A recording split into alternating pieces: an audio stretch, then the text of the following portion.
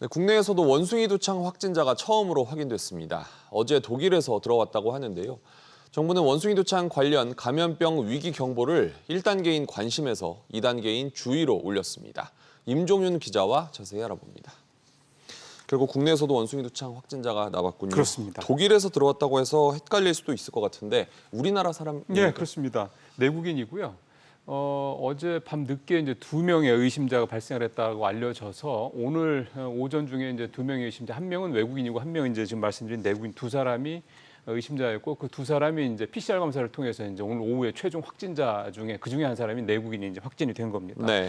이 확진자는 이제 인천공항으로 입국을 해서 본인이 직접 몸이 좀 이상하다고 신고를 했고요. 현재 인천의료원에서 치료를 받고 있으며 비교적 건강한 상태인 것으로 전해졌습니다. 첫 확진자인 만큼 관심이 큰데 어떤 네. 증세를 보였습니까? 예, 입국 전인 지난 18일부터 두통 증상이 나타나기 시작해서 입국 당일인 21일엔 37도 정도의 미열, 그다음에 인후통, 즉 목이 아픈 거죠. 그다음에 무력증, 피로감, 그리고 피부 병변이 나타났던 것으로 좀 전해졌습니다. 네. 두통, 발열, 피부 병변 같은 거는 WHO에서도 공인한 대표적인 원숭이 두창 초기 증상입니다. 그렇군요. 치료는 어떻게 진행되고 있습니까?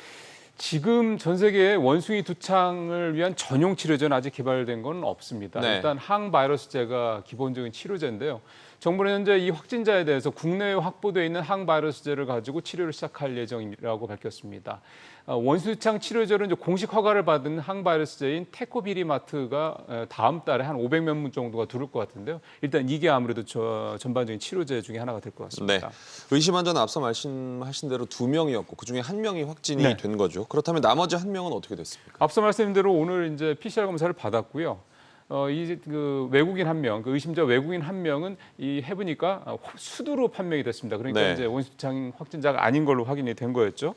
근데 이제 원숭이두창이 갖고 있는 특징 중에 하나가 잠복기가 길다는 겁니다. 최대 3주, 21일 정도의 잠복기를 갖고 있기 때문에 당분간 이 외국인 의심자 역시 격리 상태에서 확인 작업이 진행될 것으로 보입니다. 그렇군요. 원숭이 두창은 감염자와의 신체 접촉에 의해서 전파가 되는 것으로 알려져 그렇습니다. 있는데 비행기에 사람들이 같이 타지 않았습니까? 맞습니다.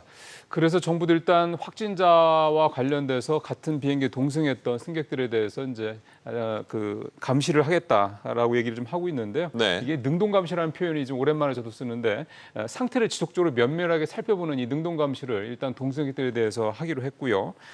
다만 이 확진자와 좀 고위험, 예를 들어서 뭐 성관계를 했다든가 아니면 동거를 했다든가 이런 식의 고위험자는 일단 없는 것으로 역학조사 결과가 밝혀졌다 이렇게 밝혔습니다. 네. 근데 역시 이 비행기 인근에 좌석에 앉아 있었던 이 동승자들도 혹시 잠복기가 있을 수도 있기 때문에 당분간 적어도 한 3주 정도는 지켜봐야 될 것이다 이렇게 정부는 밝히고 있습니다. 그렇군요. 정부는 어떻게 대응하기로 했습니까? 일단 오늘 첫 확진자가 발생했기 때문에 위기 경보 단계를 현재 관심인데 이거를 이제 주의 단계로 격상을 했고요. 현재 있는 대책반 역시 중앙방역대책본부 방대본으로 확대를 해서 적극 대응하겠다 이렇게 밝혔습니다.